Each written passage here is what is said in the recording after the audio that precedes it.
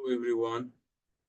Today our group will be arguing against allowing insurance company to use genetic information to determine policy premiums and coverage. As you can see, our group is Team H, number 4. Our participant, me and Ms. Mariam Youssef.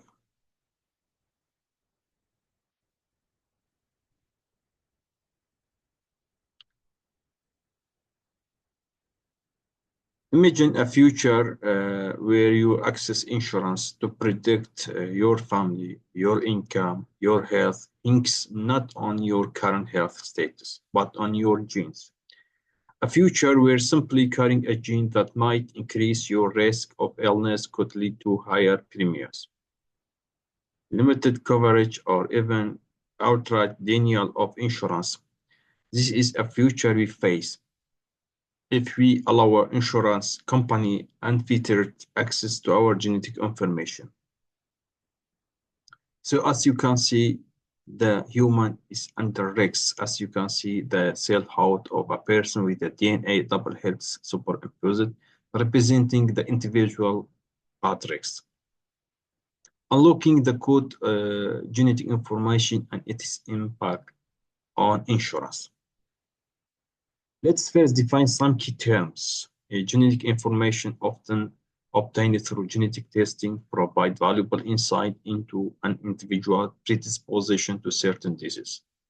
This information has become increasingly relevant to insurance companies, particularly those offering life, critical care, and income protection products.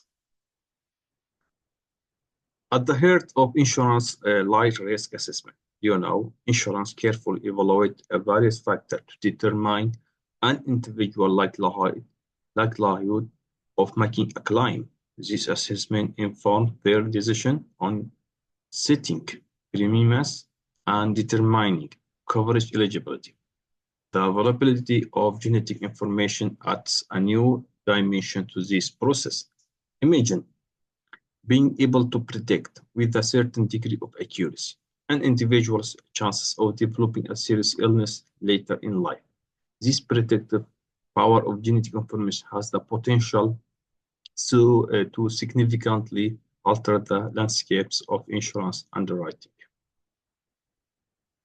There are two main underwriting models: mutuality rating. What's mean? It is mean individuals are assessed based on their individual risk factor, leading to varying premiums. This is the system currently used for life insurance in Australia.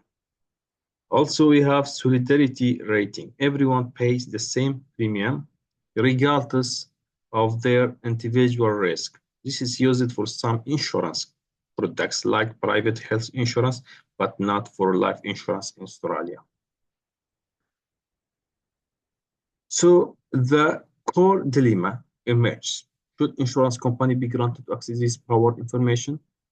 As you know, supporters believe genetic information can improve risk assessment, lead to personalized insurance premiums, whilst critics worry about misuse and discrimination, such as individuals being denied coverage and charged high premiums based on genetic predisposition. This raises ethical concerns about fairness, access, the risk of creating a health care underclass. The debate emphasizes the need for balanced approach that respect both individual rights and the insurance industry interests, with careful consideration of ethical, legal, and societal implications. Let's open this table. We stand firmly against using genetic information in insurance underwriting. We believe that this practice is discriminatory, undermines individual privacy, and discourages crucial healthcare engagement. Access to insurance should be based on individual current health and lifestyles, not on genetic predispositions that may or may not ever manifest into health condition. So let's move on the constructive argument. The right to privacy and bodily autonomy. Our genetic information is highly personal and sensitive. It reveals intimate details about our health risk and family history. Individuals have fundamental right to privacy regarding this information. Allowing insurance access to this information without robust safeguard risk misuse and potential breaches of privacy. We shouldn't be forced to choose between protecting our privacy and accessing essential financial protection.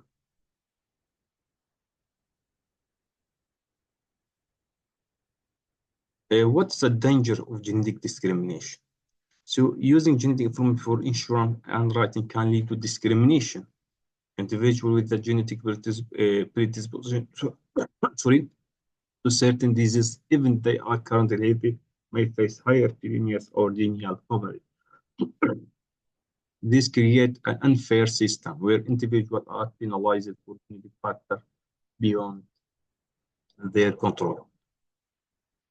Use examples from the sources, such as women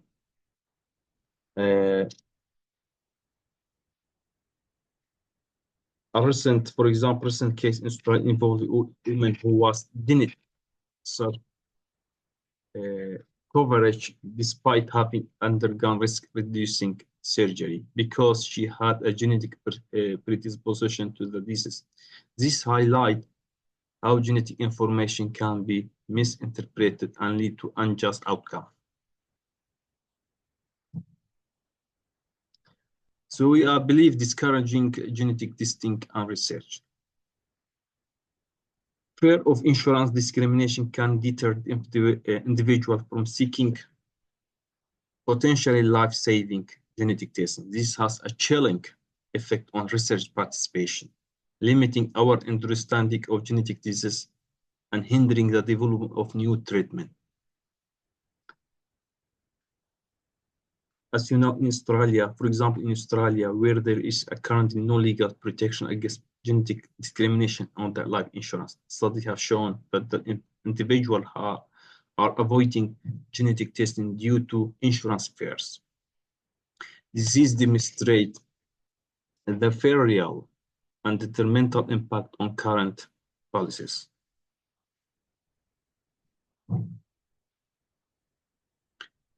What's alternatives to genetic underwriting? Insurers already have effective policies based on an individual lifestyles and family medical history. This factor provides sufficient information to determine premiums and coverage fairly. Explore the concept of no questions asked insurance option up to a certain level with cost shared between the insured and the state or state for a higher coverage. International precedents and ethical consideration. Across the globe, there is growing concern about genetic discrimination in insurance. Many countries have already implemented moratoria or bans on the use of genetic information by insurance. For example, Canada recently passed the Genetic Non-Discrimination Act, prohibiting insurance from the requesting or requiring genetic test results. Similarly, the United Kingdom has a moratorium on using genetic tests in insurance underwriting. Protecting individuals from potential harm and insurance equal access to healthcare resources is unethical and prohibitive.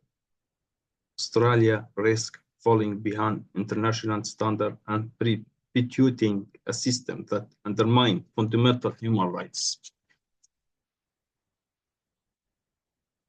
So we are going to close our statement. The potential of genetic discrimination, the erosion of privacy, and negative impact on healthcare outweigh any perceived benefit to insurers. A future where individuals are penalized for their genetic makeup is not one we should accept. We argue to vote against insurance company to use this sensitive information. Thank you for listening. We are happy to answer any question you may have and send to me by email.